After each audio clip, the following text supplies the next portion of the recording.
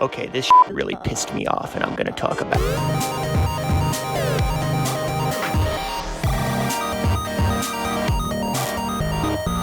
Alright, well, I'm way too late to the game, but I finally finished the newest season of Castlevania. And boy, was it a lot. Let's go back to the beginning. When Castlevania first premiered, I was mesmerized by it. I remember seeing it advertised online, and I was honestly surprised that a big company liked it. Call me crazy, but I felt like the Castlevania money train wasn't what it used to be. I hadn't played a Castlevania game that wasn't for a console that was made before I was born, and the last Castlevania game I'd heard about was Lords of Shadow, which came out like 7 or 8 years prior. I sat down to watch the first episode, and holy shit, this shit is dope! Amazing voice acting, original character development, great music, a rad animation style, and gore. Jesus, you want to see a woman's face get ripped off? Here you go. Every episode was meaningful, impactful, and engaging to watch. Every character was purposeful, and the ending tied all this together in a neat cliffhanger bow that brought all 3 of our main characters together. No love for Grant, though, I guess. I remember waiting for the months it took for this second season to be made, thinking about how it would all play out, how the story I knew from the game would unfold. And then I saw it.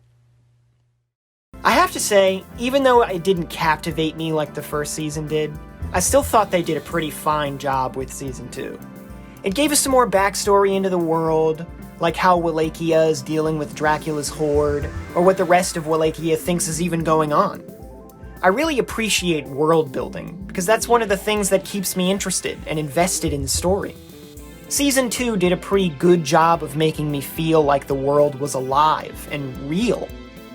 The characters in Season 2 were on point. I think this is really where the series shines in general, but in Season 2 especially.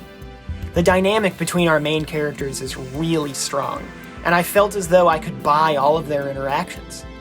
Season 1 left me wondering how Alucard, a vampire, and Trevor, who comes from a long line of vampire hunters, would interact when they set off on their quest to hunt Dracula, and I felt like they really nailed this.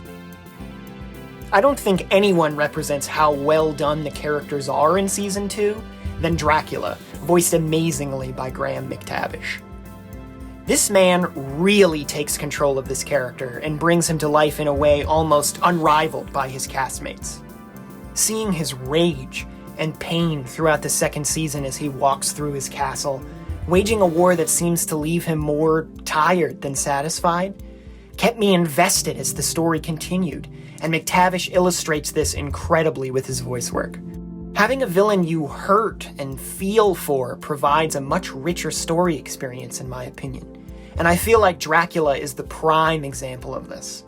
Seeing him interact with Alucard provides the character with even more depth, giving us a better look at how deep his depression has been since the murder of his wife. I feel as though the show has some of its brightest moments when the two of them are interacting on screen, with the episodes that encompass the struggle between Dracula's forces and our trio of heroes remaining a standout for me. And not to leave out Hector and Isaac, I thought they were fine characters, but they didn't really jump out to me. Honestly, one of my favorite characters from Season 2 was that weird Viking vampire dude with the accent. Like, who is that guy, right? I'll miss you, that guy. There was something, though, that didn't thrill me with this season. In Season 2 of this show, after like 10 episodes total, Dracula dies. It completely shattered my expectations, and I thought for sure they were going to drag out the struggle with the series' best-known villain for more than 2 seasons. But they didn't. It was a ballsy move on the show's part, to say the least. And even though I wasn't necessarily satisfied with the way the second season closed out, I was genuinely ready for more. I was left a bit underwhelmed, as I wasn't sure where the show was going to go from here. And looking back after Season 3, I don't really think the showrunners did either. I just hoped that the show could use this newfound freedom from expectation they've created for themselves to make something different, something better. A new, Standalone Castlevania story, unshackled by previous continuity. Something that new fans of the series could get into and be excited about. Now, if you're sensing what's coming next, it's because they didn't do any of that. Jesus Christ. What is all this? So much disappointment wrapped up into one unfortunately 10-episode long package. I knew from the start that something was wrong, because I just couldn't get myself to watch more than 4 episodes at one time without getting bored. So bored. Snooze fest bored. People just keep talking and talking and talking. And don't get me wrong, I love little details about mystery and suspense, drama between characters, all that good stuff. But none of that seems at play here. It seems there are 5 or 6 plot threads going on at the same time, and I found it extremely difficult to follow or become invested into any of them. You have Trevor and Sypha uncovering the mystery of the cult in the little town with Vin Diesel over here. You have Saint Germain also trying to uncover the mystery of the cult with Sypha, Trevor, and Lucius Malfoy. You've got sad bitch Alucard crying in every scene until his weird bisexual incest twins show up to do whatever this is to him. You have Simp Master Hector getting manipulated again. You have Isaac going around killing people, meeting a ship captain, killing people, and oh my god, what is that? We didn't even touch on any of the lady vampire side plots. The point that I'm trying to make is it seems like after Dracula bit the dust, the show doesn't seem to know where it wants to go or what it wants to be. Our trio of heroes is broken up for the entirety of the season. It doesn't seem like there's any direct focus for any of them. That pair of siblings that tried to kill Alucard, and now they're dead, Alucard is still sad. Wow, look at all the plot development for Alucard. Glad I went through that. Hector is still a fucking chump. Awesome work, Hector. Glad I stuck around for you.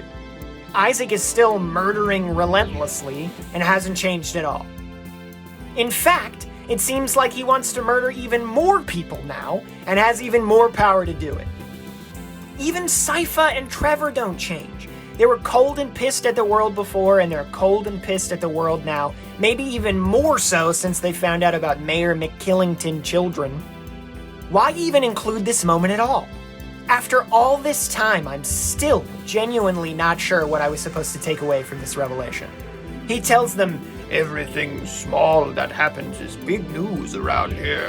What is that voice? What is that voice? If that's the case, how have you been getting away with killing other people's children and hiding their shoes in your house? What? No one noticed that?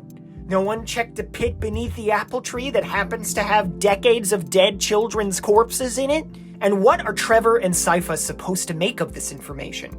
It seems like they never follow up on this plot point. He's nice, and he helps them stop the plot being made by the dude whose pupils are the size of the sun. Then, in his dying breath, he reveals to them that he's been killing children? Using this trap at the apple tree, and he's killed Sala with it? But what does that have to do with anything? They just learn that information, get upset by it, and then leave. It's not like the mayor was a long-standing character. He's just some side character we met this season in a town we've only seen this season. So they drive off, not really knowing how to feel about what they've been through. They just know they feel bad. Well, guess what, show? I feel that way too. It's just so frustrating to see characters that I felt had real potential in the first and second season to just be casually thrown aside to do some stuff in season 3. Overall, Castlevania had a great start, and it has all the pieces to be great. The voice acting, the action, the animation, the music, it's all there. What we need to pull it all together is a compelling story. One where our characters grow and change. Sometimes for the worse, but sometimes for the better. Where we can see our heroes struggle against adversity in meaningful ways, ways that last. I'm hoping that the show can take these mistakes and grow with them, because I enjoyed the first 2 seasons so much, and hopefully, if we get a season 4 release in 2021, I'll be back here singing its praises.